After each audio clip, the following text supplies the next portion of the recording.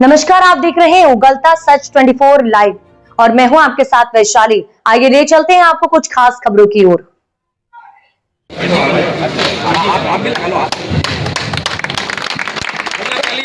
इसके पश्चात शैलेश जी बाकी इस पांडाल की लगातार सफाई की और इस ग्राम की स्वच्छता में इनका विशेष सहयोग रहता है।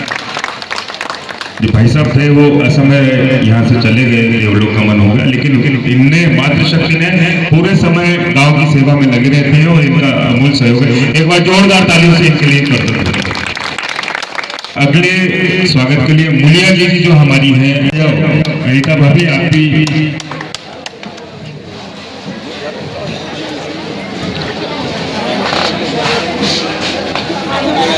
दोनों ने लगातार इनका लगातार गांव में सहयोग रहा है और एक बार जोरदार तालियां इनके लिए।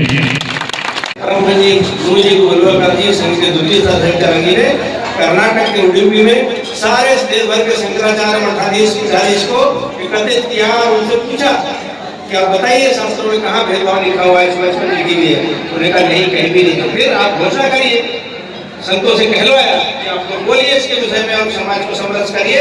तो उन्होंने कहा ने हिंदू प्रतितो भवे हिंदू धर्म सर्वे हिंदू रक्षा मम दीक्षा, ये घोषणा संतों ने की। लेकिन 1969 से आज तक की समाज को उतरने में अभी समय लग रहा है। इस बात को कि उतरना चाहिए, व्यवहार में आना चाहिए, भेदभाव समाज से समाप्त होना चाहिए। तभी एक संगठित शक्ति के रूप में हिंदू समाज खड़ा हो सकेगा और ऐसी संगठित शक्ति को ही दुनिया नतमस्तक करेगी, नतमस्तक होगी।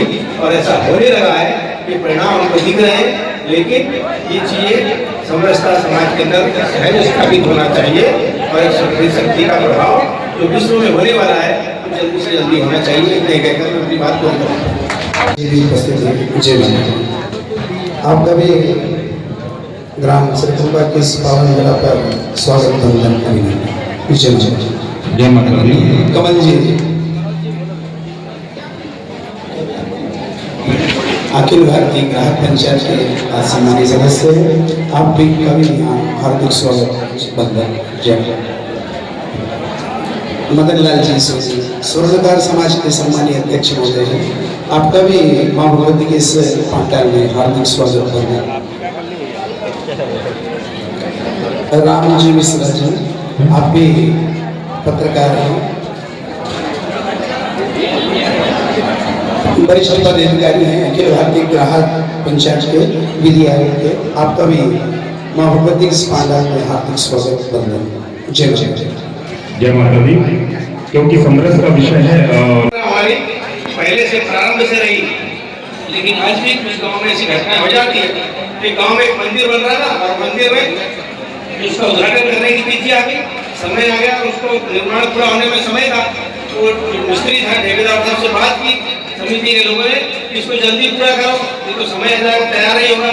तो उस ठेकेदार ने, मिस्त्री ने और मजदूर बढ़ाकर 24 घंटे 18 घंटे काम किया और 8 दिन में इसको तैयार करके दे दिया और समय पर उसका प्राण प्रतिष्ठा मूर्ति का हुआ और मंदिर का उद्घाटन हुआ। लेकिन जिस रात तक उसने रात भर जा करके काम किया, सुबह से क्या कहा, ये प्राण प्रतिष्ठा का जो कार्यक्रम है, अब मूर्ति की स्थापना होगी, अब आप इस मंदिर के अंदर प्रवेश नहीं कर सकते। जिसने मंदिर बनाया उसको सुबह कहा कि आप मंदिर में नहीं आ सकते, आप पर क्या बीती होगी। अब ऐसे व्यक्ति पर कोई दूसरे भी धर्म की हाथ रख देते, हमारे साथ चलो हम आपको मस्जिद में भी ले जाएंगे, चर्च में भी ले जाएंगे, साथ बैठकर भोजन भी करेंगे। ये धर्मांतरण की प्रक्रिया हमारे समाज के अंदर इसी प्रकार से बढ़ी है। इसलिए अपने समाज को, अपने लोगों को हम नहीं स्थान देंगे, दूसरे लोग स्थान देंगे, दूसरे लोग भ्रम फैलाएंगे और उसका परिणाम है कि जो पहले कभी हिंदू थे वो धर्मांतरित हुए, अन्य वो भी कारण हुए, लेकिन एक कारण बड़ा ये भी रहा उसमें। इसलिए इस समरसता भोज से प्रेरणा लेकर के और समाज में गांव में ऐसी स्थिति, हिंदू समाज समरस, एक देव को मानने वाले, एक ईश्वर को मानने, एक माता को मानने वाले, एक भगवान को मानने वाले, सनातन को मानने वाले, किसी भी हमारे शास्त्र में ये व्यवस्था नहीं रही है। इसी कारण में गुलामी के कालखंड में और आक्रांताओं के भ्रम फैलाने के कारण से व्यवस्था बनी। हमारे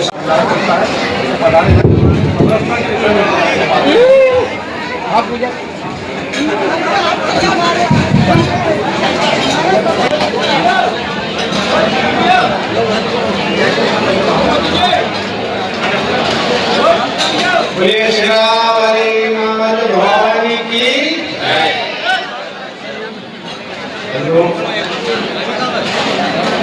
राष्ट्रीय संस्कृत संघ के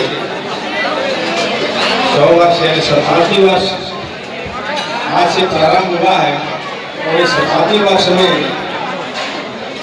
संघ की हिंदू समाज को संगठित करने का जो काम है वो देश भर के 75,000 स्थानों पर प्रत्यक्ष शाखा के रूप में पहुंचा है और उसके माध्यम से संगठित शक्ति के माध्यम से समाज परिवर्तन का विषय वर्तमान समय में चल रहा है।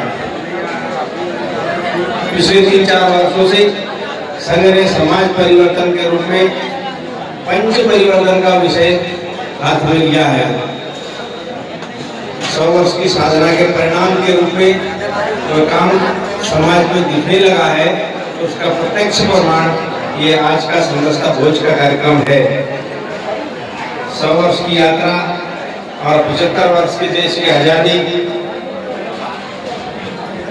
इस स्थिति में भी समाज में कई ग्रामों में कई क्षेत्रों में आज भी भेदभाव समाज के अंदर दिखता है, लेकिन ये भेदभाव समाप्त होकर के सारा हिंदू समाज एक रूप है, समरस है।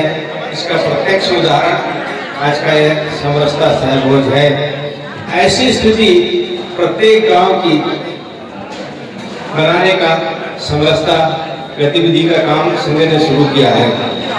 जिस समय गांधी जी थे उस संघ के शिक्षा वर्ग में आए तो शिक्षा वर्ग में सुबह से उन्होंने पूछा कि आपके बगल में जो बैठा भोजन कर रहा है किस जाति का है, तो संसद ने कहा कि नहीं हमको नहीं पता, हम सब हिंदू हैं।